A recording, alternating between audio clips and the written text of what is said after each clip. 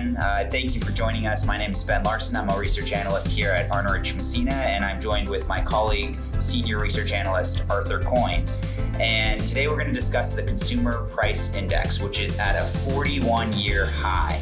So Arthur, thanks for joining us today, and excited about our conversation today. Well, thanks, Ben. I think we have some interesting things to talk about. Yeah, absolutely. And inflation has certainly been the big story this year. We've been talking about it as analysts, and people just out there have been seeing it on the news, etc. And with just a few exceptions, almost everything that we consume is up year over year. And as of July, the CPI number was 8.5% year over year. And so we wanted to give our listeners, if you don't know, just the definition and kind of explain why the CPI is important in the use cases. And so to start, CPI, the Consumer Price Index, measures the change of prices or goods of a basket, and that can be used as a proxy for inflation.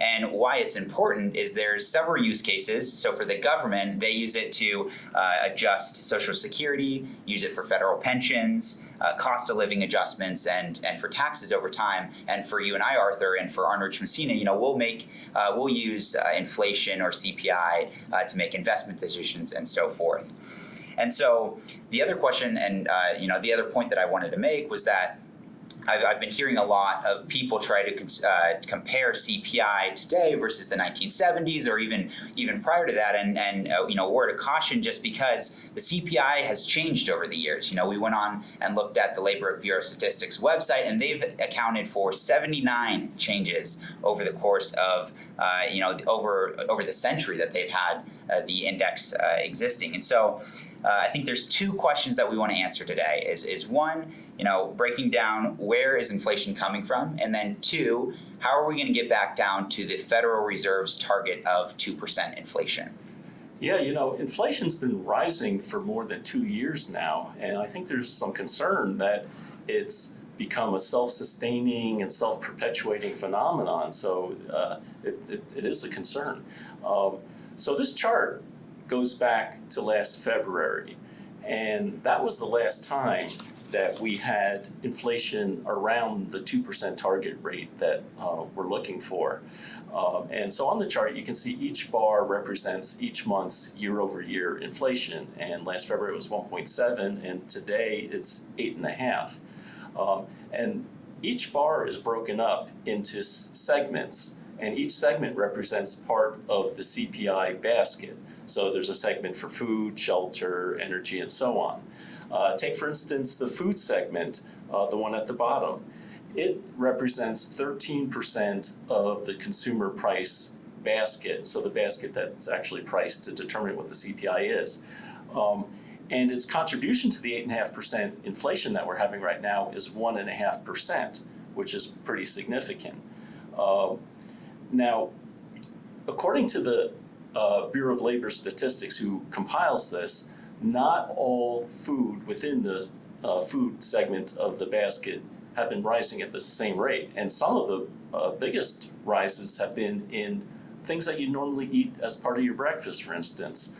Things like eggs, butter, flour, coffee. Those things have been rising more than 20% over the past year. Yeah, and just as an anecdote, I'm a coffee consumer, and my coffee's been $3.99 at the local grocery store for as far as I can remember, and it just jumped to $4.99. And while that's just a $1 increase, it's a 25% jump, so that's significant. Yeah, it is.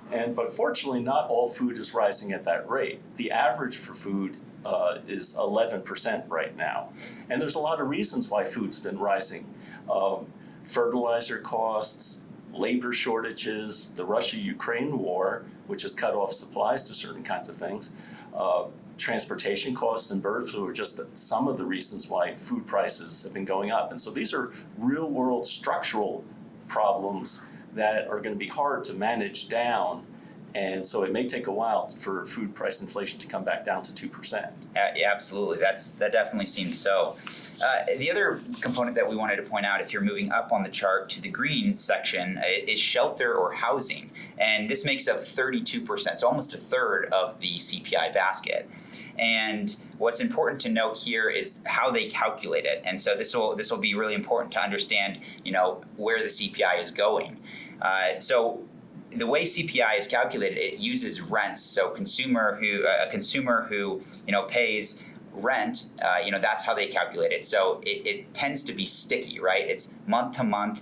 The rents don't really change. You and I, if we're renting a home, our rent is going to increase after our lease is over. So 1 to 2 year increments. And so that creates this lag effect, right? It's almost this smoothing effect that is waiting to be incorporated into the CPI. And so as we think about going forward for the rest of the year, one could see and could expect CPI to continue to have upward pressure from the shelter category specifically.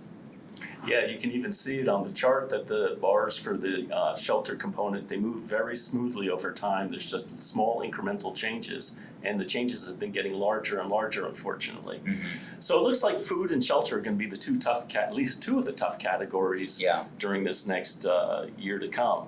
But there is some good news. Like if you look at the other segment, it has a 13% weight, which is the same weight as food. But if you look at the size of the bars for other, those bars are a lot smaller. And that's because other items have been rising in price at a lower rate than food.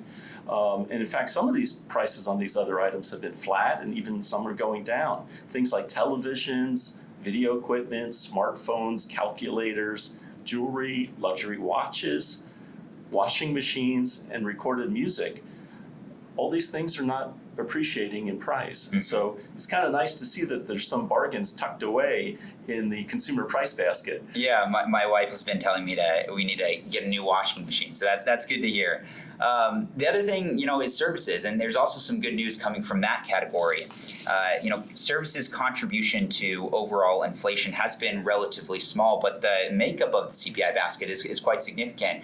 Close to shelter, it's at almost a fourth, or 24%, and the category as a whole is up 5.5% year over year, and so that's less than that 8.5%. So things are rising, but rising at a slower rate, and there seems to be some almost inflation-resistant categories, that being, truck and car rentals, or lodging, wireless, and internet services, all have kind of risen less than many of the other things in the CPI basket.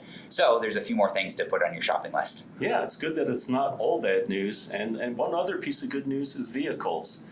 After about 6 or 9 months ago, if you look on the chart, you can see there's some huge contributions from vehicles, new and used cars and trucks, basically. And vehicles is not that big of a segment within the CPI basket, but it was making some outsized contributions to the CPI index. But that's come back down, and that's largely because used cars had a surge a number of months ago, and it's come back down. And now vehicles are pretty much in line with the rest of the basket, which is good news for people like me who might be thinking about getting a new car. Yeah, I've been in your car, and I'm glad to see that you're thinking about getting a new car. And just another thought is, cars are a depreciating asset. Cars typically over their lifespan, decrease in value. But I heard several stories and examples of people who bought their used car last year, and they ended up selling it for more. So maybe one of the only times that a car will be an appreciating asset. So kind of a fun note. But Arthur, as I'm sure you know, one of the biggest input costs for making cars go and run is electricity and gas and oil, and that's been a big story in the CPI. Energy's been a huge problem, very volatile. But energy is only a 9% weight in the CPI basket, yet it's up 33% year over year as of the end of July. And you might be wondering, well, why is that? And again, one of the common denominators here is the war in Ukraine. That's having a huge impact on energy prices. And so in fact, if you look at this chart going back 6 months, so it's February to July, you can see everything excluding energy, so excluding the gold bars, has been relatively flat at 6%. And everything else is really energy. So the last 6 months of changes in the CPI has really been driven by energy, which is again only 9% of the index. And so, that's something to really keep in mind is energy is the biggest contributor, but also the most volatile. And so for anybody who owns Teslas out there, or any other electric vehicle, your energy or your electricity prices are increasing, but it's more regulated, so it might be a little bit more smooth. Whereas really natural gas and oil, those have been the big volatile sectors. And I think we all have kind of felt that over the last 6 months where energy or where gas prices have gone up and come back a little bit in July. So with that point, I think if gas prices had continued to rise in July, we could have easily seen a 9 handle rather than a 8.5% on the CPI. And I think that would have really surprised the market. Yeah, so energy is definitely a big wild card. And it's a big cost not only to consumers, but also to producers. So a lot of the other segments of the CPI basket have kind of energy costs embedded in them. And so those things can move too with energy as well. So bearing in mind that energy has such a geopolitical aspect to it, it makes it really hard to predict where energy prices are going to go in the future. Mm-hmm. Yeah, so I think to recap, there's really 3 main things that we talked about that are the 3 big insights. So I think 1, shelter prices tend to lag, which we mentioned because of those leases being years and not months to months. So be prepared for potential continued upward pressure from shelter contributing to the CPI. Second is food prices have a lot of supply chain issues, so there's some structural challenges and momentum that could potentially also create upward pressure to the CPI. And then lastly, energy is the wild card there. We don't, energy is big, it's unpredictable, it's been the biggest contributor, but also the most volatile, up 33% year over year. And so that could really have an effect month to month on the CPI. Yeah, I think those are the 3 big categories to be watching over the next year. Well, thanks, Arthur, for an interesting dialogue today, and I think we gave our listeners some good information to ponder. Thanks, Ben. It's been great to chat. Well, thanks for all of our listeners listening in. You can visit us at arnerichmassena.com anytime and check out our blog for more interesting podcasts like this or any other articles on relevant topics. So thank you again for joining us. Thanks. Thank you for listening to Arnerich Massena's podcast. Please see the podcast description for important copyright and disclaimer information.